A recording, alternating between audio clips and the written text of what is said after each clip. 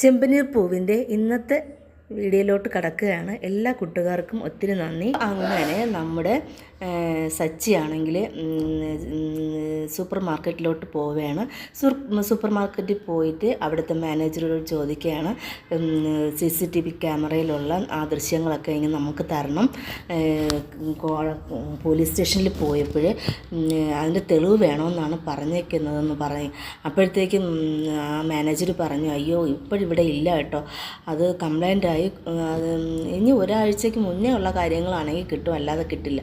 അപ്പോഴത്തേക്ക് സച്ചിക്ക് അങ്ങ് ദേഷ്യം വന്നു കേട്ടോ. സച്ചി കേട്ടോ, താൻ എന്തോടാ പറയുന്നത്, തനിക്ക് എന്തോന്നാണ്. അപ്പോഴത്തേക്കും മാനേജർ കേട്ട്, ഇതാരാണ്, ഇയാൾ അങ്ങോട്ടൊന്ന് മാറ്റി നിർത്തിക്കുകയെന്ന് പറയുന്നുണ്ട്. ഇതെൻ്റെ ചേട്ടനാണ് ഈ കുഴപ്പങ്ങളൊക്കെ ഉണ്ടാക്കി. ചേട്ടനല്ല വണ്ടിയിൽ കഞ്ചാവ് വെച്ചത്, ചേട്ടൻ്റെ ഒരു കൂട്ടുകാരൻ സവാരിക്ക് പോയതായിരുന്നു. അങ്ങനെ ചേട്ടനെ പെടുത്താൻ വേണ്ടി ഇതിൽ കഞ്ചാവ് വെച്ചതാണ്. അപ്പോൾ എങ്ങനെയെങ്കിലും നമുക്ക് ആ CCTV ക്യാമറ കിട്ടിയ വലിയ ഉപകാരമായിരുന്നു. അപ്പോഴത്തേക്കും ആ മാനേജർ പറഞ്ഞു, ഇല്ല നമ്മുടെ കയ്യിലില്ല, ക്ഷമിച്ചേക്ക്, എൻ്റെ കയ്യിലില്ല എന്ന് പറയുന്നുണ്ട് നമ്മുടെ മാനേജർ. എന്ന് പറയുന്നത് സച്ചി പുറത്തിറങ്ങിയതിന് ശേഷം ശ്രീകാന്തിനോട് ചോദിക്കുന്നുണ്ട്, നിനക്ക് ഈ കാര്യങ്ങളെല്ലാം അറിഞ്ഞുകൊണ്ടിട്ട് നീ എന്തുകൊണ്ടാണ് എന്നോട് പറയാത്തത്?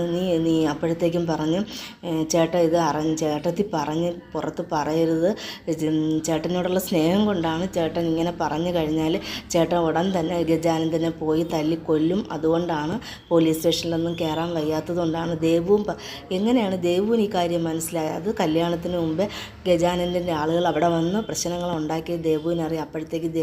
അപ്പോഴത്തേക്കും ചോദിക്കുന്നു, രേവതിക്ക് ഈ കാര്യങ്ങൾ അറിയാമോ എന്ന് ചോദിക്കുന്നുണ്ട്.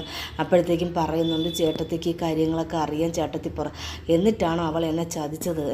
എന്നോട് ഇത്രയും ദിവസം ഇരുന്നിട്ട് ഞാൻ ഓരോ കാര്യങ്ങൾ കുത്തി പറഞ്ഞിട്ടും അവൾ ഈ കാര്യങ്ങളൊന്നും മിണ്ടിയില്ലല്ലോ. അപ്പോൾ അവൾ എന്നെ എന്നോടൊന്നും പറഞ്ഞതുമില്ല, അപ്പോൾ എന്നെ അവൾ പറ്റിച്ചു അല്ലേ? അപ്പോഴത്തേക്കും നമ്മുടെ സച്ചി എന്തെന്നില്ലാതെ അങ്ങ് തുള്ളുകയാണ് കേട്ടോ. എന്ത് ചെയ്യണം, കൈയോടെ കിട്ടിയാൽ പിടിച്ച് കൊന്നേനെ, ആ രീതിക്കായിരുന്നു സച്ചിയുടെ ദേഷ്യം. അടുത്ത് പിന്നെ കാണിക്കുന്നത് സച്ചി ഉറഞ്ഞ് തുള്ളിക്കൊണ്ട് നമ്മുടെ സച്ചിയുടെ വീട്ടിലോട്ട് വരികയാണ്. വന്ന സമയത്ത് ഹാളിലിരുന്ന് നമ്മുടെ ചന്ദ്രയും ശ്രുതിയൊക്കെ കാപ്പി കുടിക്കുന്നുണ്ട്. അപ്പോഴത്തേക്ക് ചോദിക്കും, ദേവതയോട്, അവളെ എൻ്റെ കൂടെയാണോ ചോദിക്കുന്നത്, നിൻ്റെ കെട്ടിയോളൂ അവിടെ എവിടെയെങ്കിലും കാണാം, അടുക്കളയിൽ എവിടെയെങ്കിലും നോക്കുമെന്ന് പറഞ്ഞു. അങ്ങനെ അടുക്കളയിലോട്ട് പോയപ്പോൾ നമ്മുടെ രേവതി അവിടെ ആഹാരം പാകം ചെയ്തുകൊണ്ട് നിൽക്കുകയാണ്. അപ്പോഴത്തേക്ക് ഒരു പാത്രം വന്ന് വീഴുന്നതിൻ്റെ സൗണ്ട് കേട്ടോ. അപ്പോഴത്തേക്കും തിരിഞ്ഞു നോക്കിയപ്പോൾ നമ്മുടെ സച്ചി നിൽക്കുകയാണ്. സച്ചി ദേഷ്യപ്പെട്ടുകൊണ്ട് നിൽക്കുകയാണ്. നീ ഒരുത്തി കാരണമാണ് എൻ്റെ ജീവിതം ഇങ്ങനെ ആയത്, നീ ഒരുത്തി കാരണമാണ് എൻ്റെ കാറ് വർക്ക്ഷോപ്പിലായത്, നിന്നെ കെട്ടി അന്ന് മുതൽ തുടങ്ങിയ കഷ്ടകാലമാണ് എന്നും പറഞ്ഞുകൊണ്ട് അങ്ങോട്ട് വഴക്ക്. അപ്പോഴും എൻ്റെ വണ്ടിയിൽ കഞ്ചാവ് വെച്ച ആളിനെ നിനക്കറിയാമോ എന്ന് ചോദിച്ചു. അപ്പോഴത്തേക്കും പറഞ്ഞ് അതെനിക്ക് അറിയാമെന്ന് പറഞ്ഞു. നീ എന്തുകൊണ്ട് ഇത്രയും നാളെ എന്നെ മറച്ച് വെച്ചെന്ന് ചോദിച്ചു. അത് പറഞ്ഞു കഴിഞ്ഞാൽ അവിടെ ചെന്ന് അയാളെ ഉടൻ തന്നെ കൊല്ലുമെന്ന് പറഞ്ഞിട്ടുണ്ടായിരുന്നു, അതുകൊണ്ടാണ് ഇത് പറയാത്തതെന്ന് പറഞ്ഞു. അപ്പോഴത് നമ്മുടെ ശ്രീകാന്ത് പറഞ്ഞു, ചേട്ടൻ എന്തിനാണ് ഇങ്ങനെ കിടന്ന് തുള്ളുന്നത്, ചേട്ടത്തിയോടുള്ള സ്നേഹം കൊണ്ടല്ലേ ചേട്ടത്തി പറയാത്തത് എന്ന് പറഞ്ഞ് ഈ സമയത്ത് നമ്മുടെ ലക്ഷ്മിയും ദേവും അവിടെ വരുന്നുണ്ട്. ലക്ഷ്മിയും ദേവും വന്നത് അവരുടെ അമ്പലത്തിലെ ഉത്സവമാണ്.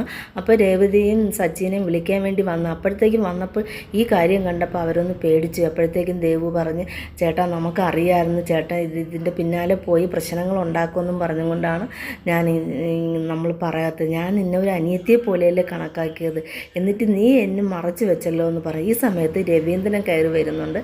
രവീന്ദ്രൻ പറയുന്നുണ്ട്, എന്താ ഇവിടെ കാര്യം, അത് കാര്യങ്ങളെല്ലാം പറഞ്ഞു കൊടുത്തു. അപ്പോഴത്തേക്കും പറഞ്ഞ്, നീ അവിടെ ചെന്ന് പ്രശ്നങ്ങളുണ്ടാക്കും, അതുകൊണ്ടല്ലേ അവൾ നിന്നോട് പറയാത്തത്, ഒളിപ്പിച്ച് വെച്ചത്. ഇതെല്ലാം കണ്ട് ആസ്വദിച്ചുകൊണ്ട് നിൽക്കുകയാണ് നമ്മുടെ ചന്ദ്രയ്ക്ക് ഇതിൽ പരം സന്തോഷമില്ലെന്ന് വെച്ചാൽ, എങ്ങനെയെങ്കിലും സച്ചി രേവതിയെ സ്നേഹിച്ചുകൊണ്ട് നടക്കുന്ന അവർക്ക് ഒട്ടും ഇഷ്ടമല്ല. അത് പോയിട്ട് ശ്രുതിക്കും പറയുന്നുണ്ടായിരുന്നു, സച്ചി ഭയങ്കര സ്നേഹമാണ് രേവതിയെ തലയിൽ വെച്ചുകൊണ്ടാണ് നടക്കുന്നത്, അതിപ്പോൾ തലേന്ന് താഴെ വീഴുന്നില്ല, ഇതാണ് സച്ചിയുടെ സ്വഭാവം എന്ന് പറഞ്ഞു. അപ്പോഴത്തേക്കും രേവതി വളരെയധികം വിഷമിച്ചിരിക്കുന്നത്. അപ്പോൾ രവീന്ദ്രൻ പറയുന്നത്, കുഴപ്പമില്ല, നിങ്ങൾ വിഷമിക്കേണ്ട, അവരങ്ങോട്ട് വന്നോളൂ, ഇതിൻ്റെ ഈ ഒരു ദേഷ്യം അവനങ്ങ് മാറിക്കിട്ടും. അപ്പോഴത്തേക്കും എവൾ ഒരുത്തി നിമിത്തമാണ് എൻ്റെ കാറും എൻ്റെ വർക്ക്ഷോപ്പിലായത് എല്ലാം ആയത്, ഇവളെ വീട്ടുകാരുന്നു. അപ്പോഴത്തേക്ക് എൻ്റെ വീട്ടുകാരെന്തിനാണ് വിളിക്കുന്നത്, എന്നെ മാത്രം പറഞ്ഞാൽ പോരാ, അവർ നിങ്ങളെന്ത് ശല്യമാണ് ചെയ്തത് എന്ന് കേൾക്കുന്നുണ്ട്. രേവതി വല്ലാതെ അങ്ങ് പേടിച്ച് ഭയന്ന് നിൽക്കുകയാണ്, എന്ത് ചെയ്യണമെന്നറിയാതെ.